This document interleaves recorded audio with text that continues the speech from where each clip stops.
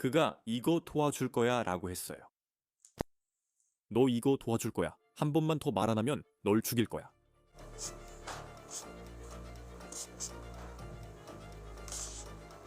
왜냐하면 그러면 내가 너무 많은 걸 알게 되니까. 끔찍한 살인 사건의 신문 영상에서 한군 탈영병이 동료를 살해하고 시신 훼손에 가담했다고 자백합니다. 그리고 여러분이 방금 본 그 남성은 자신이 이 남성의 살인에 단순히 휘말렸을 뿐이라고 주장합니다. 그는 그 피해자가 마치 형제 같았던 친구였다고 말했지만 자신의 안전이 두려워서 그랬다고 했습니다. 피해자 시신이 뉴멕시코 여러 곳에서 발견된 뒤 우리는 Law and Crime에서 이 사건을 다루고 있습니다. 저는 크리스 스튜어트입니다.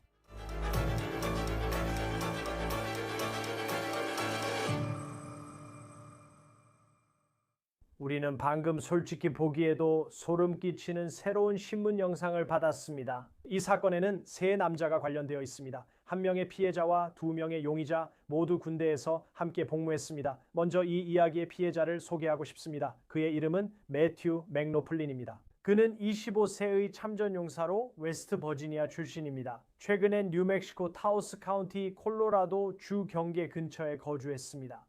매튜의 가족은 그가 올해 7월 26일 뉴멕시코에서 실종되었다고 말했습니다. 7월 31일 경찰이 매튜를 찾던 중 그가 실종 신고되었습니다. 그의 가족은 GoFundMe 페이지에 수사에서 큰 장애물은 매트의 룸메이트들이 회피적이고 비협조적이었다고 썼습니다. 매트는 군 복무 시절 함께 복무했던 두 명과 함께 살고 있었는데 한 명은 레이너 조이너, 다른 한 명은 데이비드 드그루트였습니다. 이제 그들은 포트 베닝에서 매튜와 복무했습니다.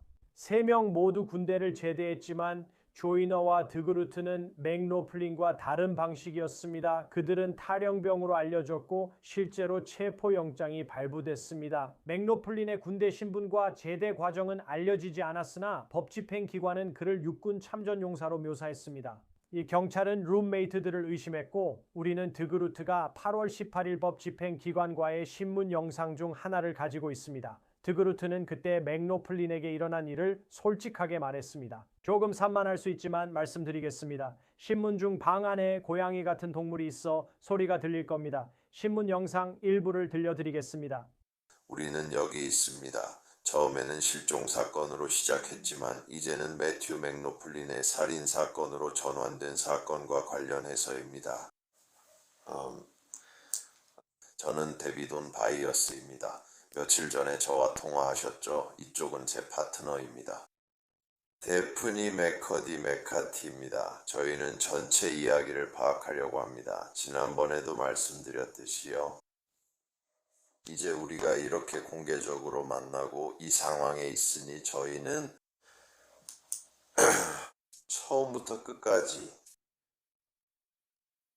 이 상황과 관련해서 당신이 가지고 있는 모든 가능한 세부 정보를 필요로 합니다. 영화 예고편과 실제 영화의 차이에 대해 제가 설명해 드릴까요? 알겠어요. 그래, 준비되면 말해, 형. 그래서 조이너가 생각했던 걸로 보면 그건 미리 계획된 거였어요. 왜냐하면 제가 그에게 말해줬거든요. 맷은 여전히 약을 하며 헛소리와 소문을 퍼뜨렸어요.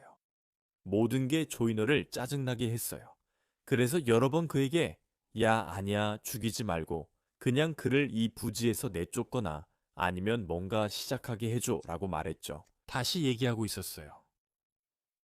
결국 그는 내려와서 매트가 죽는 계획에 따르겠다고 말할 정도가 됐어요. 그래서 매튜가 콜로라도에 있으면서 재향군인회의 일을 처리하고 자기 일들을 다 끝내고 식료품점에 가서 장을 보러 갔어요. 그는 내려줬어요. 날씨가 추웠고 그는 카산드라와 제이슨의 집에 내려주었어요. 나는 그를 따라 길을 걸었어요. 카트에서 모든 장을 들고 있었어요. 우리가 교차로에 도착했을 때 총성이 울렸어요. 매트는 조이너의 소총, 정확히는 AR-15에 의해 오른쪽 배에 총을 맞았어요. 매트는 무슨 일이 일어나는지 알지 못했죠. 그는 나 총 맞았어 라고 말했고 당황하기 시작했어요. 그때 조이너가 모퉁이에서 나타나서 베레타 권총을 매트의 얼굴에 들이대고 턱을 쏴버려요. 그 충격으로 매트의 눈이 부어오르죠. 매트는 바닥에 쓰러져 자기 피에 질식하기 시작해요.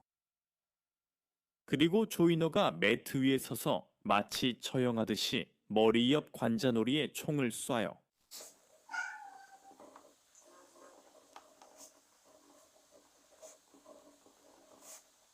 조이너는 덤불 속에서 그를 기다리고 있어요. 누군가가 데이비드 디그로처럼 살인에 대해 침착하게 말하는 걸 듣는 건 정말 충격적입니다. 참고로 그는 그 사람을 친구로 여겼죠. 하지만 그는 책임을 레이너 조이너, 즉 다른 용의자에게 돌리고 있어요. 그는 조이너가 AR-15와 권총으로 맥로플린을 쐈다고 주장했죠. 동기는 단순히 룸메이트 간의 다툼이었다고 해요. 당신의 타임라인에는 대략적인 날짜나 그런 정보들이 있나요? 대략적인 날짜이긴 하지만 7월 25일 이 집행일이라고 말씀드릴 수 있습니다. 알겠습니다. 좋아요. 하지만 사실 전 미리 짜여진 계획의 소문에 더 가깝죠. 그래서 제가 당신께 드릴 한 가지 질문은 당신이 말하는 그 계획이 뭔지 저에게 설명해 주실 수 있나요? 조이너가 맷을 죽이려는 계획이요. 알겠어요. 처음엔 그가 도로를 따라올 거라고 생각했죠. 우리가 맞이하게 될 그 상황에서요. 그리고 그는 308 소총으로 멀리서 저격하려고 했어요. 그리고 맷이 다른 도로 쪽에 내려준다고 말하자 그의 계획이 바뀌었어요. 그래서 조이너의 생각은 제 베레타 권총을 가져가서 보조 무기로 쓰겠다는 거였어요. 그리고 그는 자신의 AR을 집어들고 우리가 올라오기를 덤불 속에서 기다렸어요. 그리고 저에게 도로 한쪽에 붙어 다니고 그 지역 근처에서는 아주 시끄럽게 하라고 달했어요. 그래서 그가 매트가 옆으로 올라오는 걸 보면 아무리 어두워도 누군지 걱정할 필요가 없다고 했어요.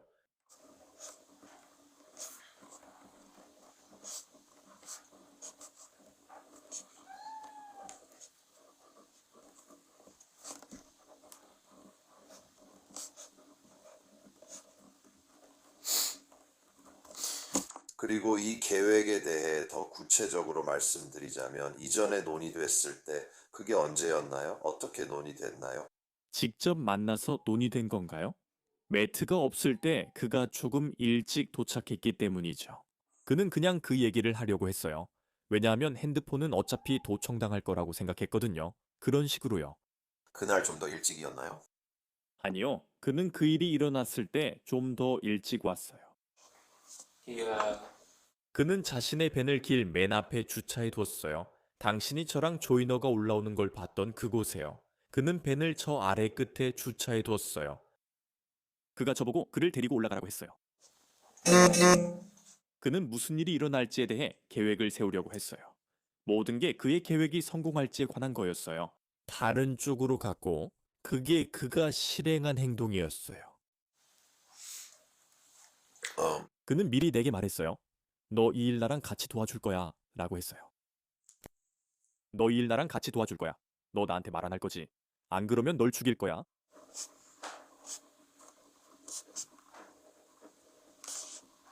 왜냐하면 그러면 내가 너무 많은 걸 알게 되니까.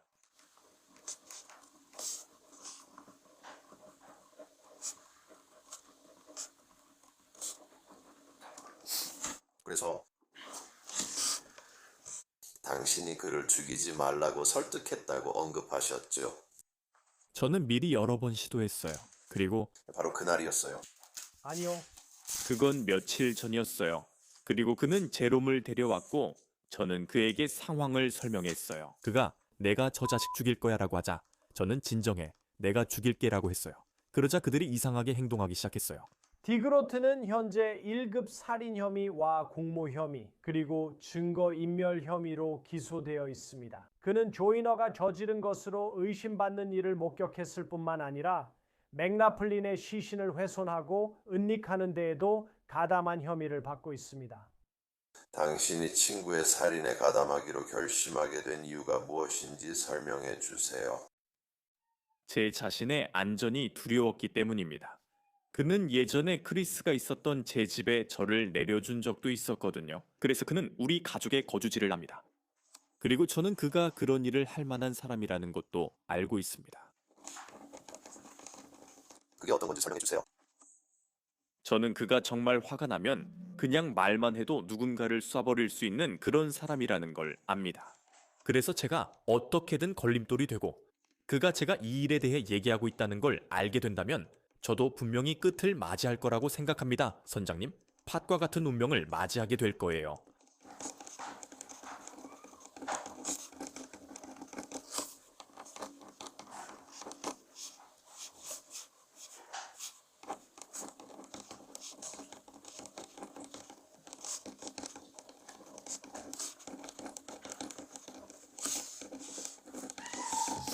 조이너를 그렇게 두려워하는 이유가 뭡니까?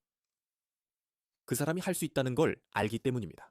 그냥 그가 그렇게 말하면 실제로 할 수 있다는 뜻이기도 하니까요. 조이너가 예전에 아버지와 이 근처에서 누군가를 죽였다고 미리 말했기 때문입니다. 적어도 믿을 만하니까요.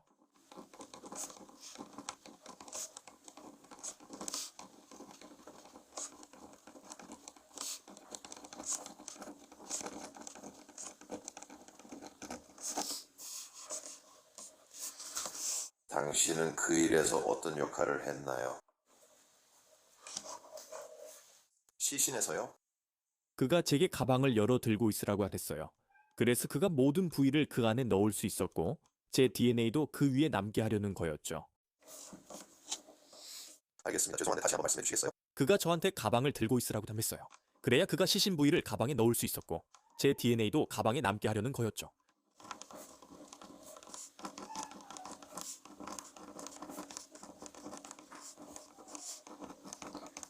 그리고 그걸 어떻게 아시죠? 그가 저한테 그렇게 말했으니까요. 그가 말했어요. 네가 원하든 아니든 나와 함께하거나 그처럼 될 거야. 시체 옮기는 걸 도와야 해.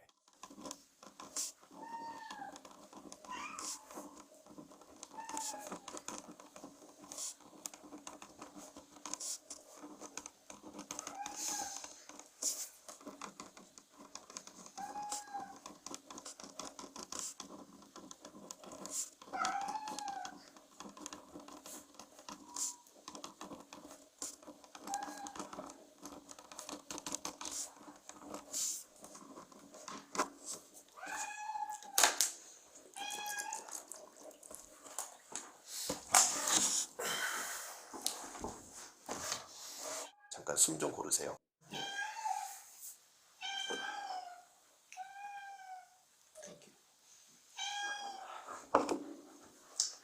네, 우리는 살인에 사용된 두 가지 무기를 알고 있습니다. 당신 친구의 목을 자르는 데 사용된 것은 무엇이었습니까? 참수였습니다. 사용된 무기는 슬래지 엑스 핸드였어요. 그것은 도끼날이 달린 해머로 그가 그 목적을 위해 가게에서 특별히 구입한 것이었습니다. 그 병은 뭐였습니까? 제 생각엔 제가 화물 같았던 것 같아요.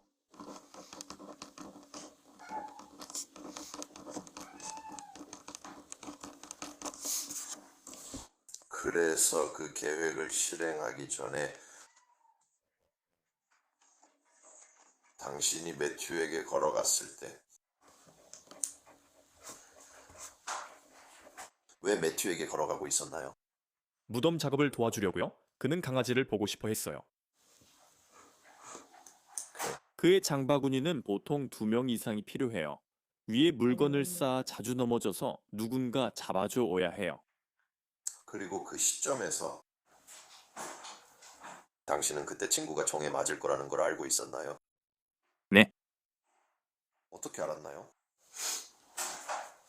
제가 내려가고 있을 때 조이너가 소총을 들고 제 뒤에 있다는 걸 알고 있었어요. 저는 그의 계획이 아무것도 안 하는 것임을 알고 있었고 무슨 일이 생길 것도 알았어요. 그 순간 무슨 생각을 해야 할지 모르겠고 감정도 없이 멍해졌어요. 조이너가 시끄럽게 하라고 말했다고 하셨죠? 네?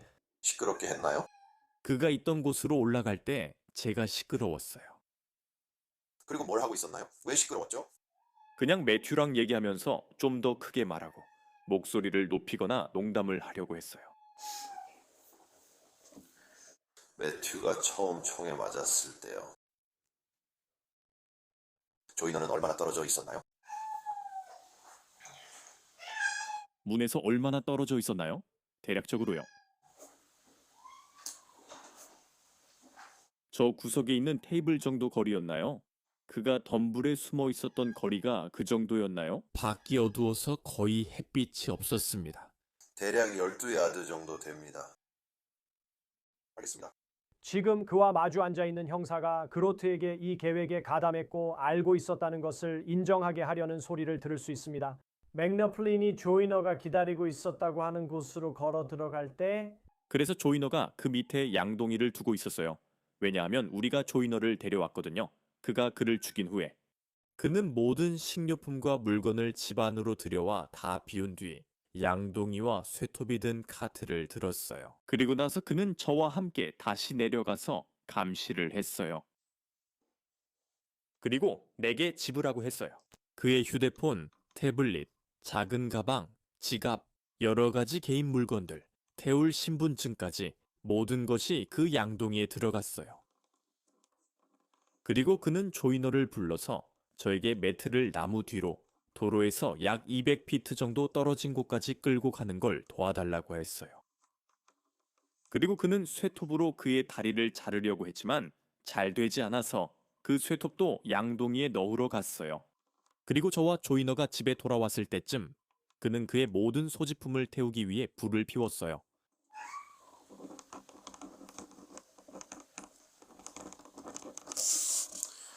쇠톱은 어디 있지? 고마워요. 그게 바닥에 녹아 있었어요. 여러분이 하는 동안 어디 있었는지 보여드릴게요. 알겠어요. 그녀에게 더 이상 필요한 건 없어요. 그는 더 많은 질문이 있어요.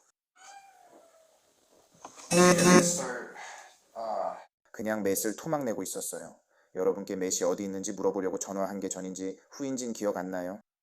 그건 그 전이었어요. 실종 신고를 위해 처음 전화를 걸기 전이었죠. 그때쯤 맷은 머리와 손이 없었어요.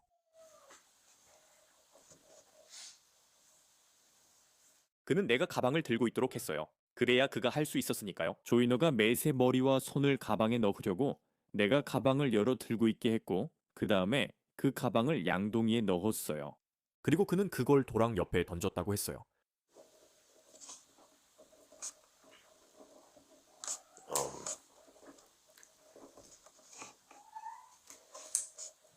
너희가 그 시신을 훼손하기 시작한 날이 언제였지? 시신을 훼손한 날짜는 기억이 안 나요. 그냥 대략적인 시기만 기억나요. 왜냐하면 그 일이 있기 거의 일주일 전이었으니까요. 그가 죽고 거의 일주일이 지난 후에 시신을 훼손하기 시작했어요. 그때부터 시체에서 악취가 나고 부풀기 시작했거든요.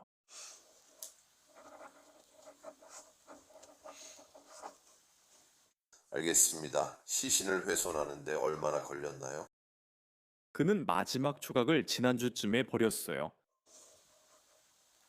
그게 몸통과 다리뼈였는데 살은 하나도 없었고 갈비뼈랑 척추, 엉덩이뼈뿐이었어요.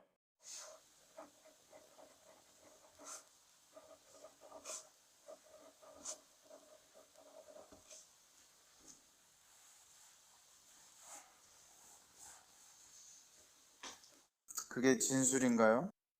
제가 그에게 진술서를 쓰게 했고 그는 그걸 녹음하며 작성했어요. 리타가 갖고 있어요. 그녀는 당신 타임라인에 있었죠. 2페이지 분량의 바로 그 진술서입니다. 그래서 아마 당신에게 진술서에 대해 하게 할 일은 내가 원하는 건 형, 당신이 그걸 공식적으로 큰 소리로 읽어주는 거예요. 그리고 나서 다시 한번 우리에게 시간 순서를 설명해 주시면 됩니다. 알겠죠? 그는 이니셜을 적습니다. 그가 서명했고 날짜도 썼으니 이제 우리를 위해 진술서를 처음부터 끝까지 큰 소리로 읽어주세요. 알겠죠? 조이너가 매튜를 여러 번 쏘기 약 2주 전쯤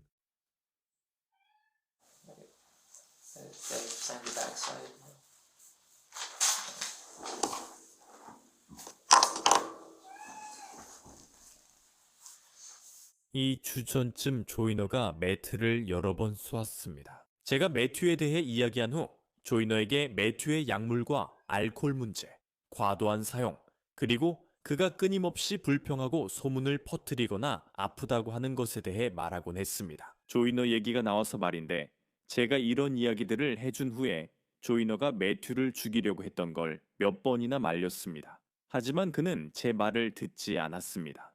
매튜의 사건이 일어나기 약 사흘 전쯤 조이너가 매튜를 죽이기로 계획했던 일이었습니다.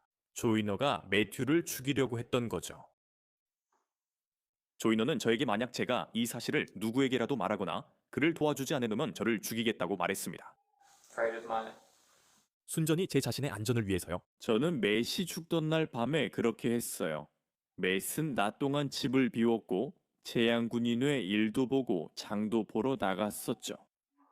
저는 매튜가 있는 곳 그리고 카산드라가 있는 곳으로 내려가서 매튜가 장 본 것을 집으로 가져오는 걸 도와줬어요.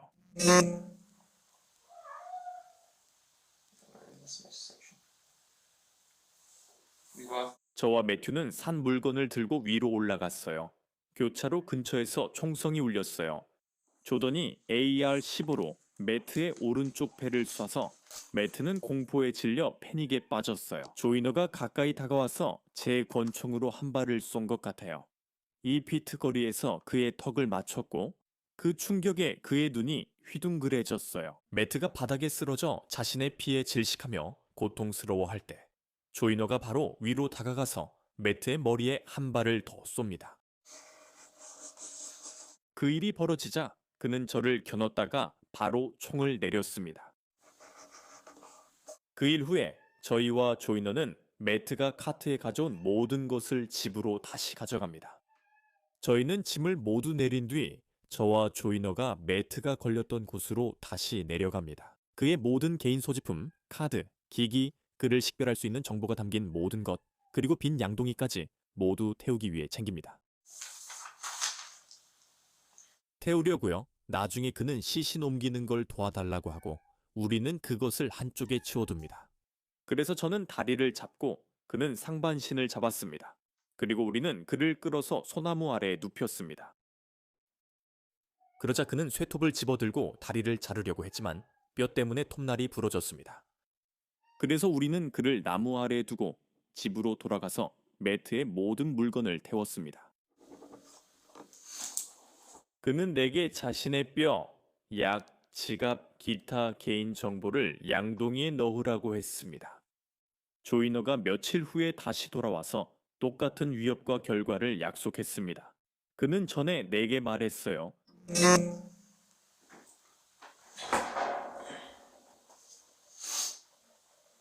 그는 대형 망치 도끼를 가져왔고 그걸로 매튜의 손과 머리를 잘랐습니다.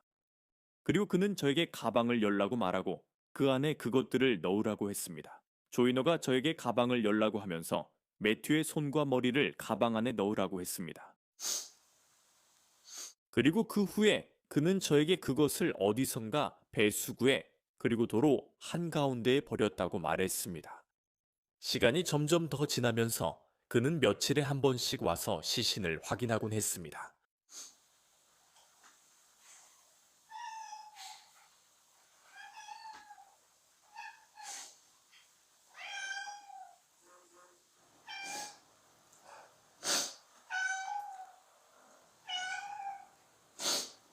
그리고 그는 이전과 똑같은 과정을 반복했습니다. 며칠에 걸쳐 사지를 절단하는 것이었죠. 사지를 절단했습니다. 양동이는 없고 검은색 비닐봉지만 있었습니다. 지난주에 확인해 대보니 어깨뼈와 팔이 없었고 들개들에 의해 옮겨진 상태였습니다. 그리고 지난주에는 갈비뼈와 다리 관절만 남게 되었습니다. 그리고 조이너가 저보고 그걸 봉지에 담는 걸 도와달라고 했고 그는 여전히 저를 죽이겠다고 협박하고 있었습니다. 그런 다음 그는 평소처럼 도로 어딘가에 시신을 버렸습니다. 시간이 지나자 보안관 사무실에서 저와 조이너에게 진술하러 오라고 전화가 왔습니다. 그는 저에게 뭐라고 말해야 할지 지시했고 저는 제 목숨이 두려워서 또다시 그의 말에 따랐습니다. 타임시트 타임라인에 들어가기 전에 코칭이 무슨 의미인지 설명해 주세요. 그는 저에게 무엇을 말하고 말하지 말아야 하는지 강요했습니다. 예를 들어 우리는 모른다고 하거나 각자 떠난 시간을 다르게 말하게 했습니다. 그는 이런 것들을 가지고 있었습니다. 결국 너희 둘의 이야기를 갖게 하려던 거군요. 네? 어제 그는 왜 널 다시 데리러 안 왔지? 그는 밖에 있었어요. 그리고 나는 집으로 걸어가고 있었어요. 집은 저쪽으로 겨우 2마일밖에 안 돼요. 알겠어요. 그 시간 순서를 우리에게 설명해 주세요. 그러니까 시간 순서로 보면 매트의 공식 사망일은 7월 25일이었어요. 그때 조이너가 그를 쐈어요. 거의 며칠, 대략적으로 거의 일주일 정도였어요. 시간이 지나고 조이너가 손과 머리를 잘라내고 나머지는 모두 버렸어요. 며칠이 더 지나고 시신이 더 부풀어 오르자 조이너가 팔다리를 자릅니다. 그리고 지난주에는 조이너가 남은 몸통을 봉지에 담아 버렸습니다.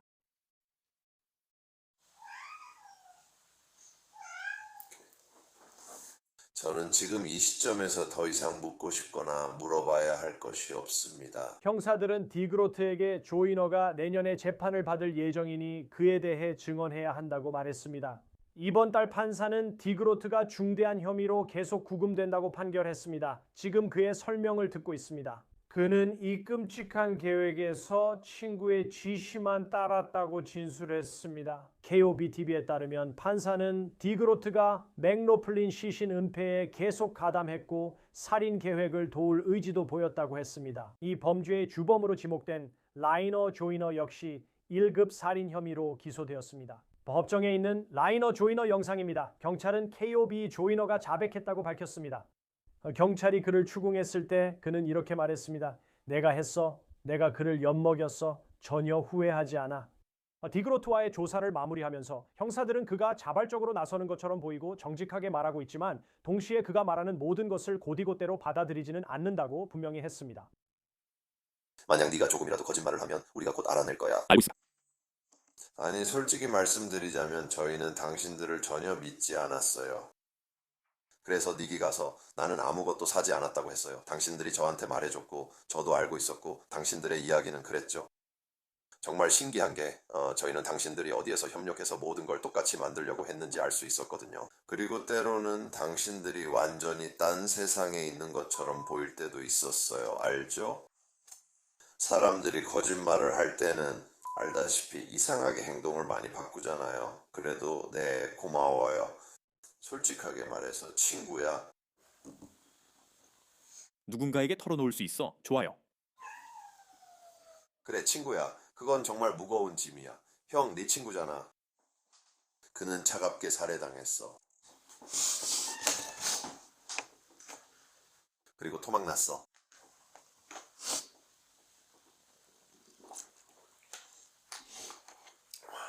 들리는 바로는 그가 정말로 신뢰했던 사람들에게 그렇게 당한 거야.